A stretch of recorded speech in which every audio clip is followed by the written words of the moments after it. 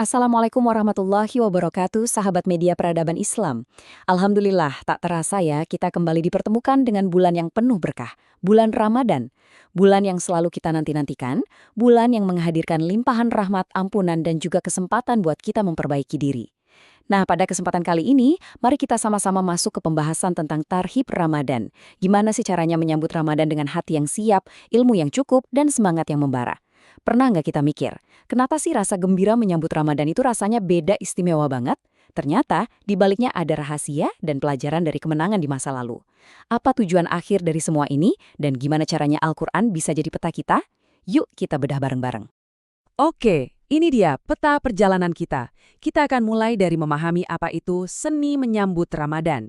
Terus kita akan mundur sedikit, belajar dari kemenangan terdahulu. Dari sana, kita akan lurus ke depan menuju tujuan utama, meraih takwa. Lalu, kita akan lihat gimana Al-Quran bisa jadi peta menuju surga yang akan kita ubah jadi rencana aksi Ramadan yang konkret. Dan di akhirnya, kita semua akan dihadapkan pada sebuah pilihan di penghujung jalan. Yuk kita mulai dari fondasinya dulu. Apa sih artinya menyambut Ramadan? Apa cukup dengan update status marhaban ya Ramadan di media sosial? Atau ada sesuatu yang jauh lebih dalam, sesuatu yang benar-benar menggetarkan jiwa? Gini deh, kata tarhib itu bukan sekedar halo atau welcome. Coba bayangin, Anda mau kedatangan tamu yang super penting, yang Anda cinta dan hormati. Anda pasti nggak cuma bukain pintu kan? Anda pasti bakal bersih-bersih rumah, siapin makanan paling enak, pakai baju terbaik, dan menyambutnya dengan senyum paling lebar. Nah, itulah tarhib, sebuah emosi, sebuah kondisi kebahagiaan yang menyiapkan ruh kita untuk menerima anugerah luar biasa yang akan datang. Nah, yang menariknya lagi, kegembiraan kita menyambut Ramadan ini ternyata punya akar sejarah yang dalam loh. Ini adalah tradisi rasa syukur yang umurnya ribuan tahun. Jadi, kebahagiaan kita ini sebetulnya adalah gema dari rasa syukur umat-umat sebelum kita. Jadi, ada beberapa sumber yang menceritakan ketika Nabi Muhammad SAW tiba di Madinah, beliau melihat kaum Yahudi di sana sedang berpuasa di hari Asyura, yaitu tanggal 10 Muharram. Tentu ini jadi pertanyaan kan, mereka ini lagi merayakan apa? Dan jawaban mereka itu luar biasa. Mereka bilang mereka puasa sebagai bentuk syukur yang teramat sangat atas salah satu kemenangan paling epik dalam sejarah mereka. Hari di mana Allah menyelamatkan Nabi Musa dan kaumnya dari kejaran Fir'aun dengan membelah lautan. Sebuah peristiwa dahsyat yang jadi bukti kekuasaan Allah. Mendengar itu, Nabi SAW kemudian menegaskan, kita, umat Islam, justru lebih berhak untuk memuliakan Musa. Lalu beliau memerintahkan umat Islam untuk ikut berpuasa. Nah, ini poin kuncinya.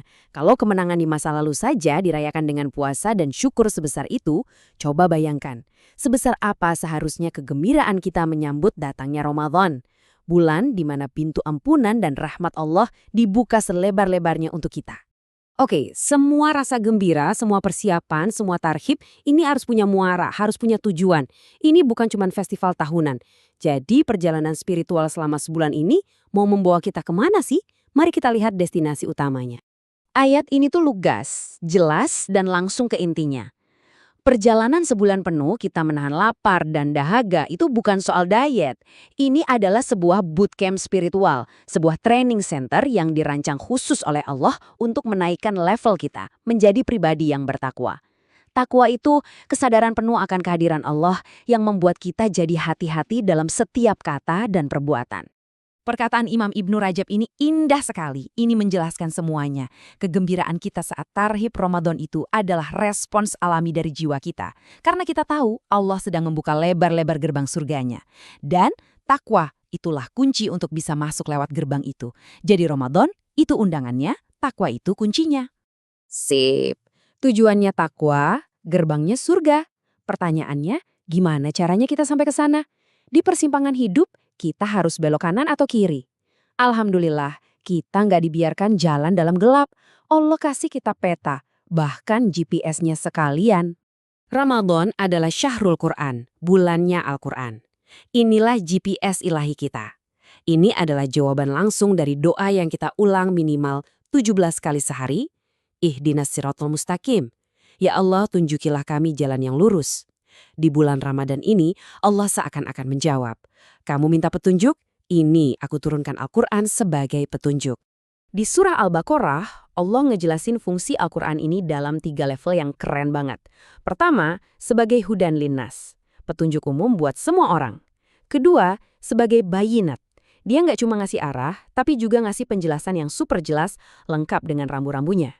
Ketiga, dan ini puncaknya, sebagai Al-Furqan. Al-Quran ngasih kita kacamata khusus biar bisa membedakan mana yang hak dan mana yang batil. Punya peta atau GPS paling canggih sedunia pun bakal percuma kan kalau cuma kita pandangin aja, kita harus ikuti arahannya. Nah disinilah petunjuk dari Al-Quran harus kita ubah dari sekedar ilmu di kepala menjadi rencana aksi yang nyata dalam hidup kita. Rencana aksi kita ini punya 3 pilar utama. Pertama, menerapkan apa yang ada di Al-Quran, bukan cuma dibaca. Kedua, sadar penuh akan adanya akuntabilitas, bahwa semua perbuatan kita dicatat. Dan ketiga, karena kita manusia yang pasti salah, kita harus serius bertobat dan memohon ampunannya. Ternyata, ampunan itu ada tingkatannya loh. Level pertama, kita minta afu. Ini level ampunan paling tinggi. Bayangin ada tulisan salah di kertas. Kalau afu, itu bukan cuma tulisannya dihapus pakai penghapus, tapi kertasnya sekalian dihilangkan. Dosanya dihapus dari catatan malaikat, seolah-olah nggak pernah kita lakukan. Inilah yang kita minta di malam Lailatul Qadar. Level kedua, kita minta gafir. Ini dari kata yang artinya menutupi. Kayak helm yang menutupi kepala. Kita mohon sama Allah agar aib dan kesalahan kita ditutupi, disembunyikan dari pandangan manusia lain, supaya kehormatan kita tetap terjaga di dunia dan di akhirat. Dan yang terakhir, kita berharap dapat rahmah. Ini adalah hadiah utamanya. Setelah dosa kita dihapus total, aib kita ditutupi, kita masih diberi bonus, curahan kasih sayang dan berkah dari Allah. Jadi, kita nggak cuma kembali ke titik nol, tapi kita malah dapat cintanya. Setelah sebulan penuh kita digembleng dengan puasa, dibimbing dengan Al-Quran, dan dibersihkan dengan taubat, kita akhirnya sampai di puncak perjalanan. Disinilah di titik ini, kita dihadapkan pada sebuah pilihan besar yang akan menentukan arah hidup kita selanjutnya. Ramadan itu ngasih kita sebuah superpower, yaitu Al-Furqan.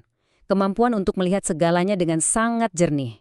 Kabut keraguan dan kebingungan yang selama ini menutupi pandangan kita diangkat oleh Allah. Jalan yang benar dan jalan yang salah jadi kelihatan jelas banget, seperti garis hitam di atas putih. Nggak ada lagi area abu-abu. Dengan kejernihan pandangan ini, sekarang pilihannya cuma ada 2, kanan atau kiri. Nggak ada lagi belokan lain. Jalan yang satu lurus menuju ridhonya, yang ujungnya adalah jannah. Dan jalan satunya lagi menuju murkanya, yang ujungnya adalah naar. Pilihannya ada di tangan kita masing-masing. Dan risikonya, sahabat, sangatlah besar. Ayat ini adalah sebuah peringatan yang sangat keras. Konsekuensi dari memilih jalan yang salah itu fatal. Seluruh amal kita, puasa kita, sholat kita, sedekah kita selama Ramadan, bahkan mungkin seumur hidup, bisa hangus, bisa terhapus jadi nol. Kalau pada akhirnya, kita justru memilih jalan yang dimurkai Allah. Jadi, kalau kita rangkum perjalanan kita ini, kita mulai dari sambutan yang penuh sukacita, lalu kita belajar bersyukur dari sejarah, kita tetapkan tujuan kita adalah takwa, kita gunakan Al-Quran sebagai petanya, kita buat rencana aksi dengan bertaubat, dan puncaknya adalah kita mendapatkan kejernihan untuk membuat pilihan yang benar dalam hidup kita, untuk selamanya. Nah, inilah pertanyaan pamungkas yang Ramadan tinggalkan untuk kita renungkan. Pelatihannya sudah selesai, peta sudah di tangan, 2 jalan terbentang sangat jelas di depan mata. Setelah bulan ini berakhir, jalan mana yang akan kita pilih? Nantikan pembahasan-pembahasan menarik selanjutnya, jadi tetap di Media Peradaban Islam. Barakallahu fikum, wassalamualaikum warahmatullahi wabarakatuh.